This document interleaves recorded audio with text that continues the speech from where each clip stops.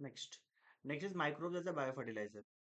तो bio fertilizer में ऐसे ऑर्गेनिज्म जो nutrient as a quality of the soil को इंक्रीज करते हैं उनको हम लोग क्या बोलते हैं, बायो फर्टिलाइजर। बायो फर्टिलाइजर्स को हम लोग तीन पार्ट में डिवाइड करते हैं। दैट इज या तो वो बैक्टीरिया होंगे, या तो वो साइनोबैक्टीरिया होंगे, या तो वो फंगाई होंगे। अब बैक्टीरिया में अगर हम लोग बात करें तो सबसे पहले हम लोग पढ़ते हैं बायोलॉजिकल नाइट्रोजन फिक्सेशन। तो जो एनवायरनमेंट में N2 है, इस N2 को हम कन्वर्ट करेंगे NH3 में, दैट इज अमोनिया में। और जो एंजाइम वर्क करेगा इसके ऊपर, उसका नाम है नाइट्रोजनेज। और ये सिर्फ कौन बनाता है, प्रोकैरियोट्स बनाते हैं। तो मतलब यहाँ पे सिर्फ बैक्टीरिया ये काम कर सकता है। तो नाइट्रोजन फिक्सेशन करने के लिए अब हमारे पास दो ब्रॉडर बैक्टीरिया ग्रुप है। सबसे पहला एक बैक्टीरिया और दूसरा क्या है, साइनोबैक्टीरिया। बैक्टीरिया को हम डिवाइड करते हैं फ्री लिविंग और सिम्बायोटिक, लूजली सिम्बायोटिक और सिम्बायोटिक। तो फ्री लिविंग में हम वापस डिवाइड करते हैं एरोबिक और एनएरोबिक। तो याद रखना A B and C are, they A B is aerobic, A is Azotobacter and B is Bergenic. They are the aerobic bacteria. Whereas CR, that is Clostridium and Rhodospirillum, both are the anaerobic bacteria. While Bacillus and Methanococcus are also anaerobic bacteria. Next is symbiotic. Symbiotic में क्या होगा ना, ये लोग क्या होते हैं, ये लोग साथ में रहते हैं दो लोग। तो यहाँ पे टू, दो प्लांट होगा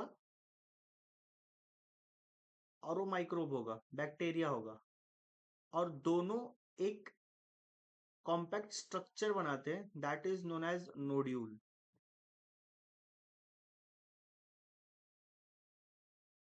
that is they are symbiotic associated with the root of the plant. तो सबसे पहला Azorhizobium, stem nodule of sesbania. Rhizobium, it is a nodule form in a leguminous plant. और दूसरा is Frankia, that is non leguminous, example एनलस और Casuarina. Leguminous plant में जैसे अल्फा अल्फा, स्वीट पी, गार्डन पी, इसके बहुत सारे एग्जांपल है, but major example is alpha अल्फा, sweet P and garden pea. Next cyanobacteria, further divided into free living and symbiotic.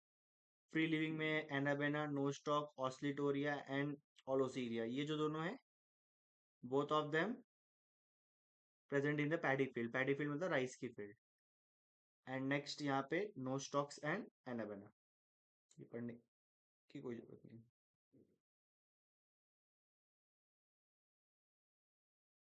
Next is symbiotic nitrogen fixation में बाय नोड्यूल फॉर्मेशन। अगर हम लोग nodule form कर रहे जैसे ऊपर वाले लोग कर रहे थे, तो हर एक नाइट्रोजन से, N2 से दो अमोनिया बनता है, जिसके लिए 18 ATP का इन्वॉल्वमेंट होता है, 8 H+ का इन्वॉल्वमेंट होता है।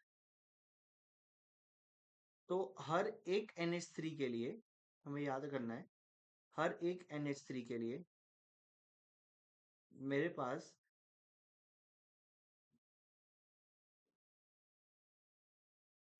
4H+ और 8 ATP की रिक्वायरमेंट पड़ेगी। तो ये खाली डायरेक्ट स्टेटमेंट हमें लर्न करना है।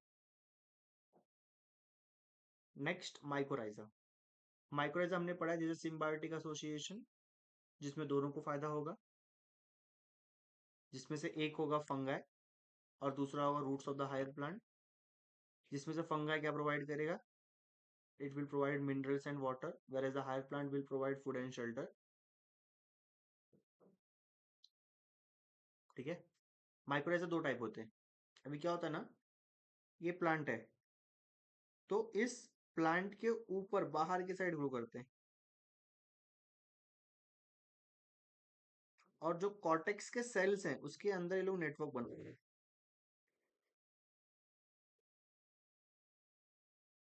जो कॉर्टेक्स के सेल्स हैं उसके अंदर ये लोग नेटवर्क बनाते हैं। तो this is known as ectomycorrhiza, जहाँ पे एक बाहर एक अच्छा सा कवरिंग बनता है और इसके अंदर क्या बनाते हैं, नेटवर्क बनाते हैं, and this network is known as HATINET.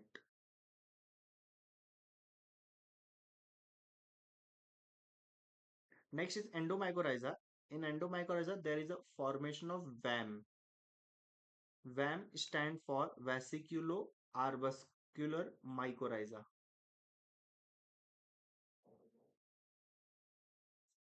जिसके अंदर कॉर्टिकल्स के लेयर्स के अंदर, इस रूट्स ऑफ कॉर्टिकल्स के अंदर लेयर्स के यहाँ पे चीजें फॉर्म होंगी.